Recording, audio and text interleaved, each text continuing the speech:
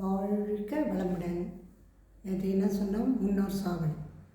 ஒன்றும் இல்லைங்க, அவங்க வந்து இறக்கும்போது எந்த தருவாயில் இருந்தாங்களோ சாபனம் விட்டு, அதே மாதிரி அடுத்த வாரிசுங்களுக்கு குடும்பத்தில் அது மாதிரி ஆளுங்களுக்கு எவ்வளோ வீக்னஸ் இருக்குதோ அவங்க மூலிமா அது நிறைவேற்றி கொள்ளும். அப்போ என்ன செய்கிறது அப்படின்னும் போது ஒன்றும் இல்லைங்க. அவர் என்ன இப்போ 5 பேர் 4 பேர் இருக்கீங்கன்னு வச்சுக்கோ, அவங்க வீட்டில் ஒரே ப்ராப்ளம், நோய் வாய்ப்பட்டு இருந்தாங்கன்னு வச்சுக்கோ. அப்போ அவங்களுக்கு ஒரு பயம் வந்திருக்கும். நம்ம இந்த வயசில் இது மாதிரி என்ன பண்ணுவாங்க, தண்ணி வச்சுட்டு இது பண்ணுவாங்க, எவ்வளோ கலாட்டா பண்ணி எல்லாம் பண்ண கடைசியில் நோய் வாய்ப்பட்டு இறந்துடுறாங்கள்ல. அவங்க வந்து நினைப்பாங்க, ஐயோ நம்ம இது மாதிரிலாம் பண்ணிட்டோமே, அந்த பாவத்தை யார் அனுபவிக்குது, நம்ம வாரிசுங்களுக்கு சேர்ந்துருமே நினச்சி அப்போ உணர்வாங்க. ஃபஸ்ட்டு உணர மாட்டாங்க. ஏன்னா உணரும் தருவாயில் அவங்க இல்லைல்ல. ஏன்னா மது பழக்கங்கிறவங்க வந்து மதுக்கு தான் அடிமை ஆகிடுறாங்க. அதுபோல் இருக்கும்போது தான் அவங்க இறக்கும்போது, அந்த தருவாயில் இறக்கும்போது எப்படி தான் அதே மாதிரி தான் சிலர்லாம் வந்து முதல்ல நல்லா இருக்காங்க, அப்புறம் அந்த ஒரு ஏஜ் வந்தவுடனே ஒவ்வொன்றா அனுபவம்னு ஒன்று வருது பாரு. அப்போ அவங்களுக்கு அந்த ஒரு அவங்க எப்படி பயந்து செத்தாங்களோ அதே மாதிரி இவங்களுக்கு ஒரு எண்ணம் தோன்றுகிறது. நம்ம என்ன தோணுமோ, யாரை ஏமாற்றணும்னு தெரியல. ஏன்னா அந்த சொல்லுவாங்க, அந்த இறக்கம் தடவை புலம்புவாங்கன்னு சொல்லுவாங்கள்ல, அதை கவனிச்சுக்கிட்டீங்களா? அதுதான் வந்து அந்த ஆற்றல் வந்து இவங்க மூலிமா அது வெளிப்படுத்துது.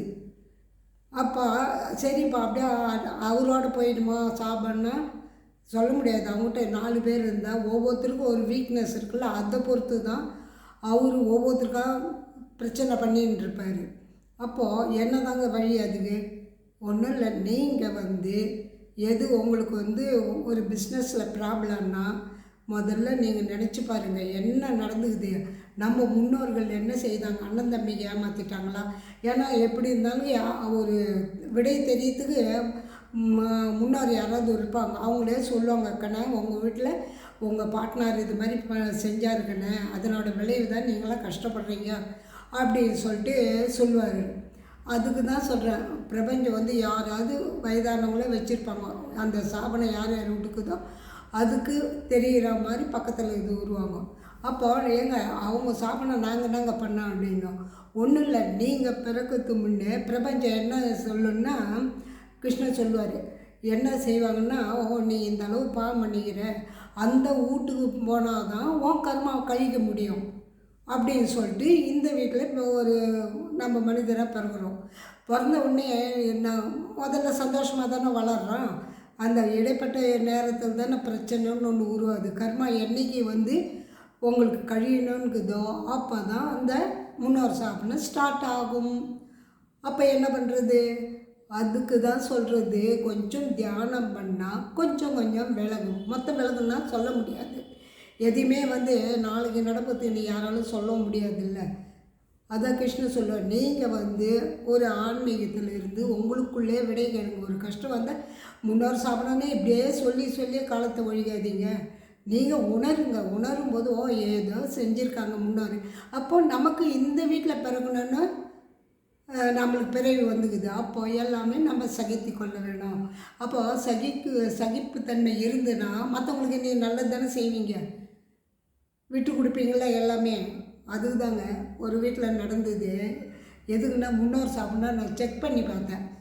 ஒரு வீட்டில் அவங்க பொண்ணு கொடுத்துருக்காங்க, அவங்க வந்து வசதியானவங்க, இன்னொரு மருமக வந்து ஏழை வீட்டு மருமக. அப்போது கொஞ்ச நாள் ஒன்றா இருந்தாங்க. அப்புறம் பாக பிரிவினைன்னு ஒன்று வரும்ல, அந்த பெரிய மருமகளோட அப்பா வந்து நல்ல பிஸ்னஸ் மேனு, நல்ல வசதி. அவர் வந்து பிரித்து கொடுக்குறாரு. ஏன்னா அந்த வீட்டில் ஒருத்தர் வந்து நல்ல போஸ்டிங்கில் இருக்கிறாங்க, ஒருத்தர் படிக்கலை. அப்படின்னு சொல்ல என்ன பண்ணுறாங்க, சின்னவனுக்கு கொடுத்துருங்க, பின்னாடி கொடுத்துரு அப்படின்னு சொல்லிட்டு முன்னக்க கொஞ்சமாக பின்னாடி கொஞ்சம் நடுப்புற இருக்கிறது என்ன பண்ணாங்க, அவங்க வந்து பொண்ணு கொடுத்ததால என் பொண்ணுக்கு இந்த அளவு நடுப்புற கொடுத்துருங்க, எதுக்கு பின்னாடியெல்லாம் போனோம் என் பொண்ணு அப்படின்னு சொல்லிட்டு அவர் சொல்லிவிட்டு அவர் மட்டும் இப்போ இறந்துட்டார். ஆனால் அந்த பிரித்து கொடுக்கும்போது அவங்களோட வழி எப்படி இருந்திருக்கும்? சின்ன பையனோட படிக்காதன்றதால் தானே எல்லாம் இவங்க வசதியாக இருக்க அந்த பிறவியில் அவங்க வந்து அனுபவித்துங்கிற படிக்காதவங்க. ஆனால் அவங்க ஒவ்வொரு நிமிஷம் வந்து கஷ்டப்படும் போது என்ன ஆச்சுன்னா, அவரோட பிள்ளைன்னு ஒன்று இருக்குல்ல, பிள்ளை வந்து ஏதோ பிஸ்னஸில் லாஸ் ஆகிடுச்சு. அப்போது இப்போ இந்த பொண்ணுக்கு எழுதினார்ல நடுப்பெற ஓணும் என் பொண்ணுக்குன்ட்டு, அதே மாதிரி பிள்ளை இது தனியாக வீடு கட்டி கொடுத்தாரு. அது அது பொண்ணுக்கே சொல்லி ஒரு பிஸ்னஸ் கோசம் காசு கொடுத்தாங்க, அது லாஸ் ஆகிடுச்சு. அதுக்கு அவங்க என்ன பண்ண முடியும்?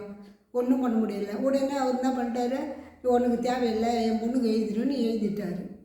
அப்போ அவங்க மனசு எப்படி படும்? எப்படி தொடருது பாருங்கள். சாபனன்றது வழி இருக்குல்ல, இவர் பண்ண இதுக்கு அவங்க கஷ்டப்படுறாங்களா, அந்த சாபனம் எங்கெங்கே போவான். ஆனால் அவங்களுக்கு அது தெரியல. ஆனால் இதை நான் நேராகவே பார்த்துருக்குறேன். அதுக்கு தான் சொல்கிறேன், நியாயம் தர்மத்துக்கு நீங்கள் கட்டுப்பட்டீங்கன்னா ஏதோ உங்கள் கர்மா சூப்பராக போயிட்டே இருக்கும். அதுக்கு தான் கர்ணன் சொல்லுவாடே, துரியோதனை ஏன்டா சொல்ல மாட்டேன், என் தம்பியாச்சு அப்படின்னா. ஐயோ உன் தம்பி இல்லை, அது அதர்மத்தில் இருக்கிறான். அப்போ எப்படி உருவத்தை பார்க்குறேன்? அதர்மத்தை பாருன்ன பிறகு தானே அவன் வெளில விடுறான். அதுக்கு சொல்கிறேன், எப்போவுமே ஒரு நியாயம் அநியாயத்துக்கெல்லாம் பார்க்குறீங்க. யார் கொடுமை செஞ்சாலும் உங்கள் கர்மா கழிக்கிறேன்னு சந்தோஷப்பட்டுங்க நீங்கள் வாழ்க்கையை நடத்தினா நல்லாயிருக்கும். வாழ்க வளமுடன்.